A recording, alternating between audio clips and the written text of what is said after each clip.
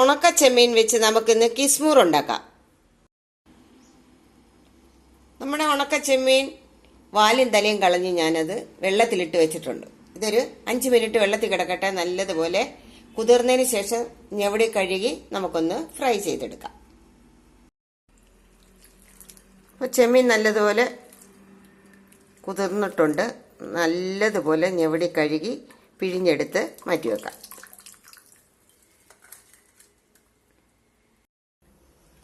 ഒരു പാൻ അടുപ്പേ വെച്ച് ഫ്ലെയിം ഓണാക്കി. അപ്പോൾ പാൻ ചൂടായിട്ടുണ്ട്. നമുക്ക് കഴുകി പിഴിഞ്ഞു വെച്ചിരിക്കുന്ന ചെമ്മീൻ അതിലിട്ട് വറുത്തെടുക്കാം. നല്ലതുപോലെ ഒന്ന് റോസ്റ്റായി കിട്ടണം.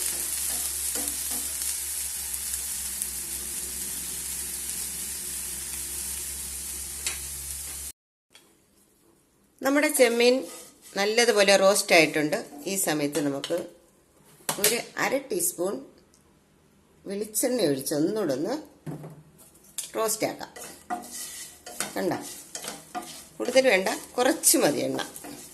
അപ്പോൾ വെളിച്ചെണ്ണയിലാവാൻ നല്ല ടേസ്റ്റ് ആയിരിക്കും. ഈ ഒരു ഐറ്റം ഉണ്ടെങ്കിൽ ഒരു പ്ലേറ്റ് ചോറുണ്ണാം. അപ്പോൾ എല്ലാവരും ഇതേപോലെ ഒന്ന് ഉണ്ടാക്കി കഴിച്ചു നോക്കണം.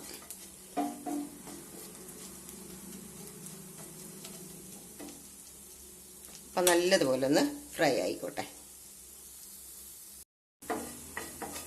നമ്മുടെ ചെമ്മീൻ നല്ലതുപോലെ ഫ്രൈ ആയിട്ടുണ്ട്. ഇനി ഇത് വേറൊരു പാത്രത്തിലോട്ട് മാറ്റാം. എന്നിട്ട് ഈ പാനകത്തോട്ട് കുറച്ച് എണ്ണ ഒഴിച്ചു കൊടുക്കാം.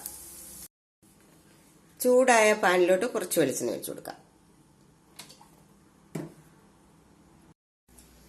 എണ്ണ നല്ലതുപോലെ ചൂടായിട്ടുണ്ട്. ഇനി ഉള്ളി ഇട്ട് കൊടുക്കാം.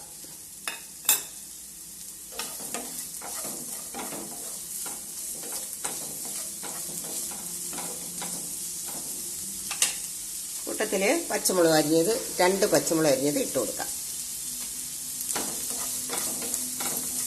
ഇത് നല്ലതുപോലെ ഒന്ന് വാടട്ടെ.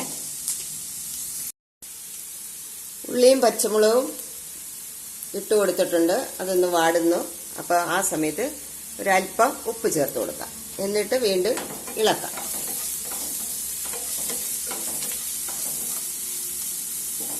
നല്ലതുപോലെ ഒന്ന് വാടി വരട്ടെ.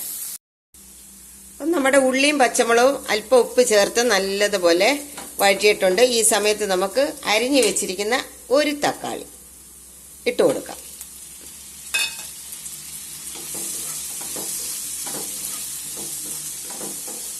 അപ്പം ഇത് നല്ലതുപോലെ ഒന്ന് മിക്സ് ചെയ്തിട്ട് ഒരു 5 മിനിറ്റ് അടച്ചു വെച്ച് കുക്ക് ചെയ്യാം.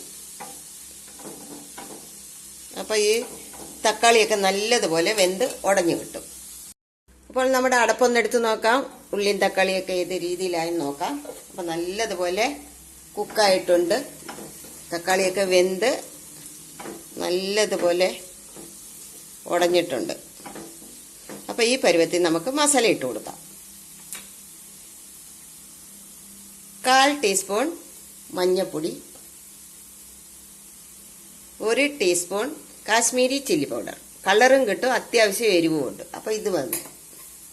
അപ്പോൾ ഇത് രണ്ടേ ഉള്ളൂ ഇതിൻ്റെ മസാല. ഇനി വീണ്ടും വഴറ്റി കൊടുക്കാം. പൊടികൾ ഇടുമ്പോൾ അതിൻ്റെ പച്ചമണം മാറുന്ന വരെ വഴറ്റി കൊടുക്കണം.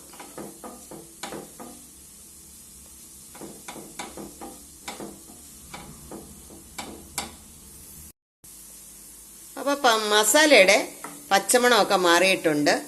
ഇനി നമുക്ക് ഈ സമയത്ത് റോസ്റ്റ് ചെയ്ത് വെച്ചിരിക്കുന്ന ചെമ്മീൻ ഇട്ട് കൊടുക്കാം. ഇനി വീണ്ടും ഇത് നല്ലതുപോലെ ഒന്ന് മിക്സ് ചെയ്യണം.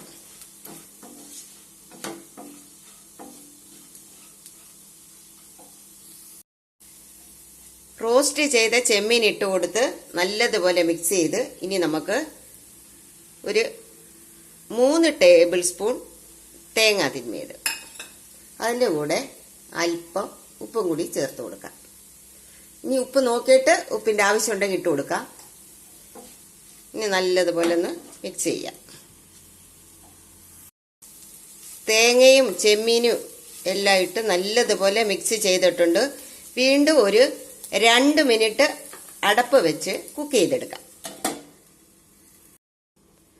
അപ്പം നമ്മൾ അടപ്പ് വെച്ചിട്ട് 2 മിനിറ്റായി. എല്ലാം നല്ലതുപോലെ ആയിട്ടുണ്ട്. കിസ്മൂർ റെഡി. ഇനി ഇതിനകത്ത് നമുക്ക് കുറച്ച് മല്ലിയിലയും കൂടെ ചേർക്കാം. മല്ലിയില ഉണ്ടെങ്കിൽ മതി. മല്ലിയില ഇപ്പോൾ എവിടെയും കിട്ടും, നമ്മുടെ കേരളത്തിലായാലും എവിടെയും കിട്ടും. അപ്പോൾ മല്ലിയിലയും കൂടെ ഇട്ട് വേണം നമ്മൾ കഴിക്കാൻ. അപ്പോൾ എല്ലാവരും റെഡിയല്ലേ കിസ്മൂർ ഉണ്ടാക്കാൻ? ഇപ്പം തന്നെ തയ്യാറായിക്കോ. ഈ ഒരു ഐറ്റം മാത്രം മതി ഒരു പ്ലേറ്റ് ചോറുണ്ണാൻ. അപ്പോൾ എല്ലാവരും ഇതേപോലെ ഒന്ന് ഉണ്ടാക്കി കഴിച്ചു നോക്കണം.